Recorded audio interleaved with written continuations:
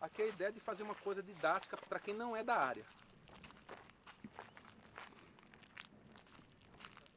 O grande desafio do nosso centro é recuperar a caatinga. A caatinga é o único bioma brasileiro que está em franco processo de desertificação. Então a desertificação na caatinga é algo real, né? Já ocupa alguns milhares de hectares. E se algo não for feito, esse câncer chamado desertificação vai se ampliar e inviabilizando a vida das pessoas que estão aqui, que é o semiárido mais populoso do mundo, né? Esse aqui é um modelo que a gente chama modelo Mata Atlântica. Esse plantio aqui foi feito em 2008. Esse aqui foi o primeiro plantio. As árvores estão grandes, sim, estão grandes. Mas você vai perceber, você caminhando, então você tem, né? As árvores são mais sensíveis. Olha. Nesse horário do dia, no auge da estação do inverno, estamos na estação chuvosa. Então você veja que 10h20 da manhã as folhas estão com sede. Por quê? Porque não tem quem proteja ela. Então as árvores são muito mais sensíveis nesses ambientes. Olha o que acontece. Você percebe, não precisa ser nenhum especialista para perceber que as folhas estão murchando. Por quê? Porque não tem um sistema de proteção de solo para que proteja e evite a perda de água. Então, embora ela tenha pilosidade nas folhas, embora ela se proteja do sol, é insuficiente porque o modelo que funciona em outras partes do Brasil não funciona aqui na Caatinga. Então isso aqui é o que é importado. Isso aqui serve para nós? Não, não serve. O modelo para recuperar a Caatinga ele tem que ser planejado, gestado e parido na Caatinga. Então vai ter que ser com soluções muito nossas. Olha isso aqui, ó. Isso aqui é uma árvore sagrada do São Francisco. Isso aqui é o famoso pajeú. Então o pajeú é uma planta altamente exigente de água. Em área de sequeira ela se desenvolve, mas não se desenvolve bem. Então o pajeú, que é uma árvore que foi tão cantada nas canções de Luiz Gonzaga, você vê que ela, nesse modelo aqui, ela não funciona. 2 anos depois, foi plantado esse segundo sistema. Basta mudar a forma e você já tem avanço. Olha a altura dessas árvores. E uma planta, ela não atrapalha a outra. No modelo clássico, as plantas competem. No nosso modelo, na nossa concepção, as plantas se ajudam. Elas vivem em comunidade. Isso aqui a gente tenta imitar a natureza. Quem está no núcleo se desenvolve mais. Você tem árvores aqui com mais de 10 metros agora, no núcleo. Então na periferia são as plantas que são as combatentes. São elas que estão para enfrentar o vento, a seca, a insolação. E lá dentro estão as plantas mais exigentes.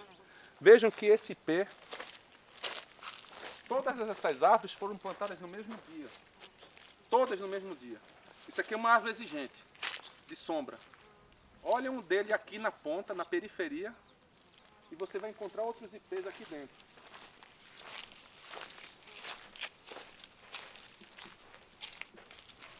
Ele vai estar muito mais desenvolvido aqui dentro.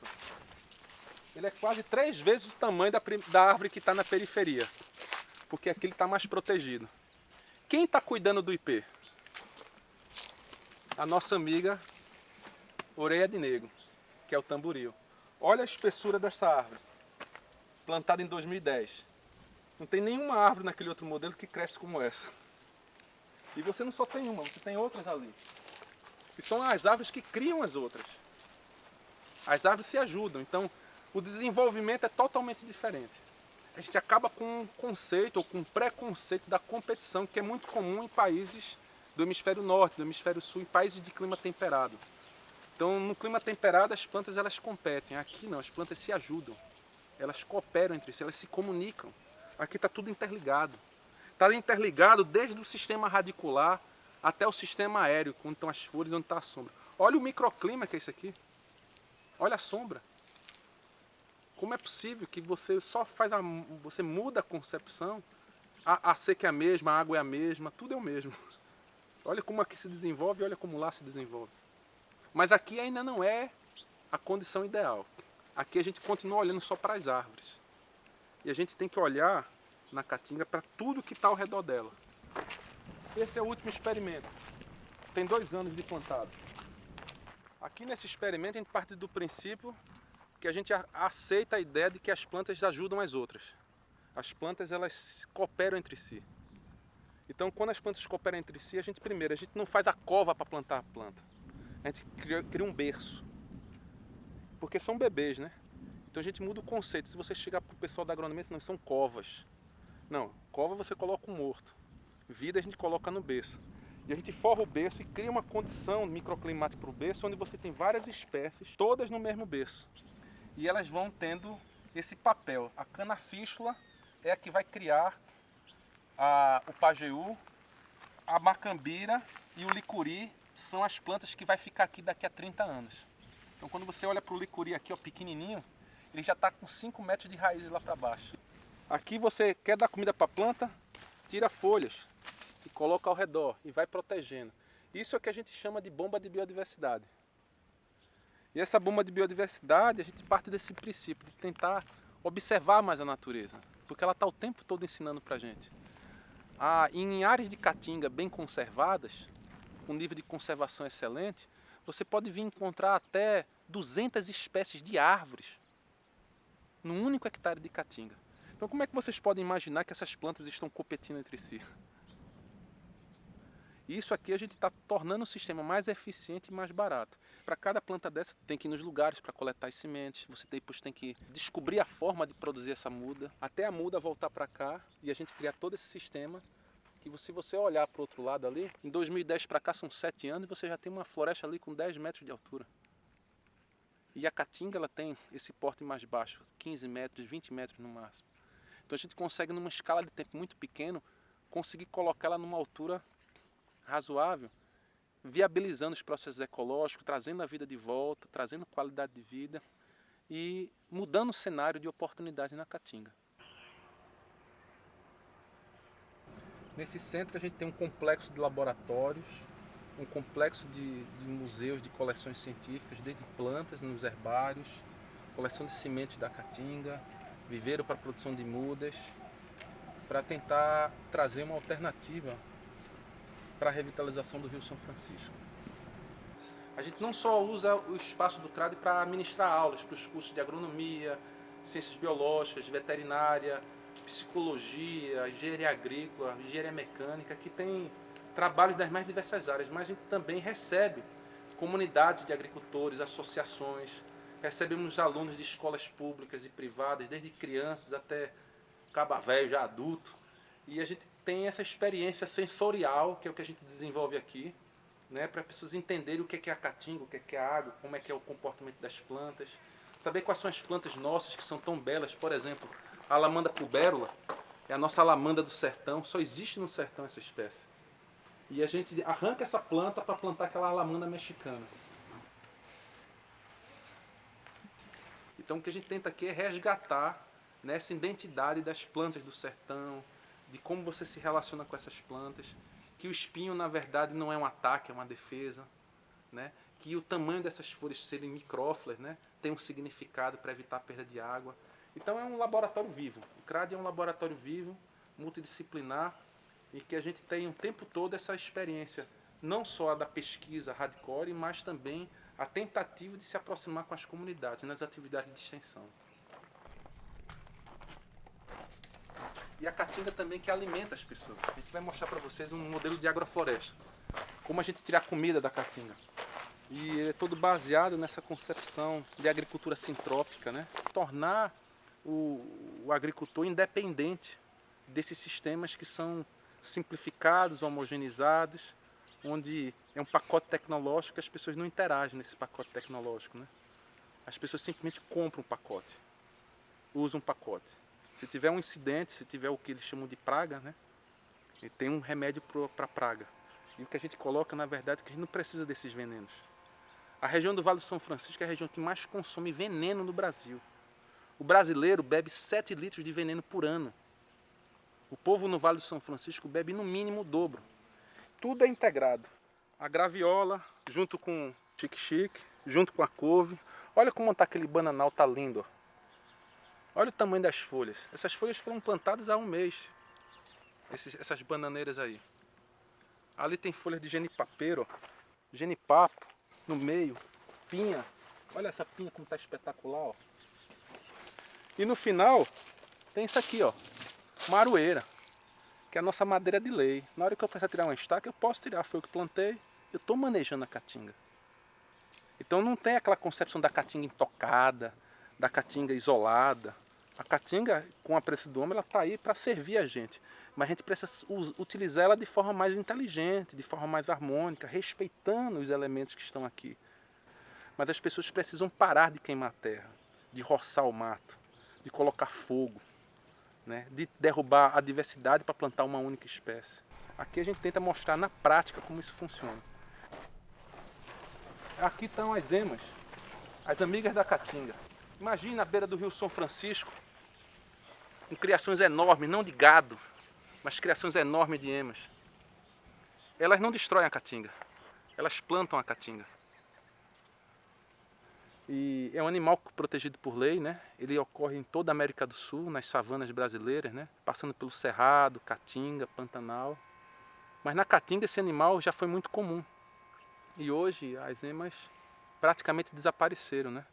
Por falta de manejo. Quando um sertanejo vê um bicho desse aí, ele mata na hora. E isso tem ovos maravilhosos, tem o mercado com as penas, o couro disso é muito especial. O bode, muita gente pensa que é nativo da Caatinga, né? Ele está aqui há 500 anos com gado, né? O boi. E esses bichos aqui era para ser a nossa principal fonte de renda. O que a gente defende aqui no CRAD é que os caminhos da sustentabilidade para a Caatinga e para o Rio São Francisco passa necessariamente por a gente resgatar os elementos que são autóctonos, nativos da nossa própria região, né? Potencializando, né, todas as características de carne, de ovo, de plumas que os animais desse têm, que esses outros animais como caprinos e ovinos não têm. Esse é o nosso desafio. Se você for prestar atenção nos cursos de zootecnia, eles manejam só galinha de granja, só maneja o carneiro de raça, só quer mexer com a vaca holandesa. Olha, a vaca holandesa no meio da Caatinga, fazer com que ela produza 30 litros de leite no meio da Caatinga. A gente tem toda essa gama de animais nativos, eu só estou te mostrando um, mas tem vários outros, né, que pode ajudar a mudar essa realidade. Se aqui tivessem 2 animais, 2 ovelhas ou 2 bodes, essa planta não existia mais. Mas com as emas não. A vegetação se mantém, pelo contrário, ela planta essa vegetação para a gente ao longo do tempo. A ema é uma ave, né? Ela tem moela. E as sementes da caatinga, a principal característica das sementes da caatinga é que elas têm uma casca muito dura, rígida. Então a moela, ela tem que ingerir pequenas pedrinhas. E essas pedrinhas, quando chegam na moela, junto com as sementes, elas vão quebrando essa casca dura. E depois elas defecam. E junto com as fezes da ema, está lá a sementinha, já com cheio de matéria orgânica para germinar. Já os caprinos, bodes, cabras, ovelhas, carneiros, eles fazem totalmente diferente. Eles destroem a semente. Ele come, ele não tem moela. Ele mastiga, ele rumina, volta para a boca, ele continua ruminando e destrói a semente por completo. Então eles não plantam semente, eles destroem a semente. As emas plantam.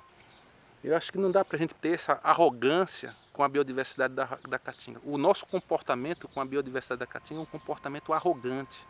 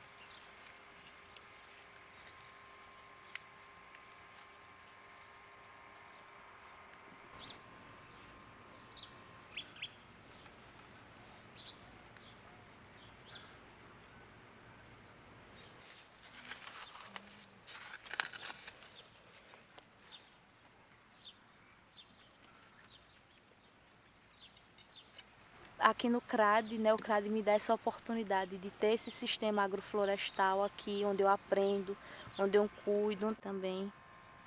Ver isso aqui como uma esperança, né, para a humanidade, uma esperança para o futuro, que a gente tem de melhor, né, respeitando a natureza.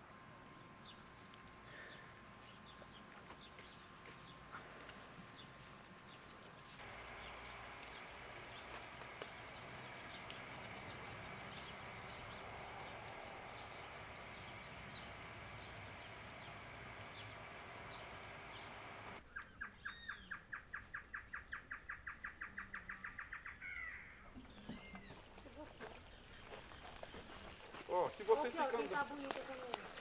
Bora no cambão. Eu vi uma mulher de cambão ali espetacular. Assim, Tá, tem um sim. Tá no pé. E essas mudas também,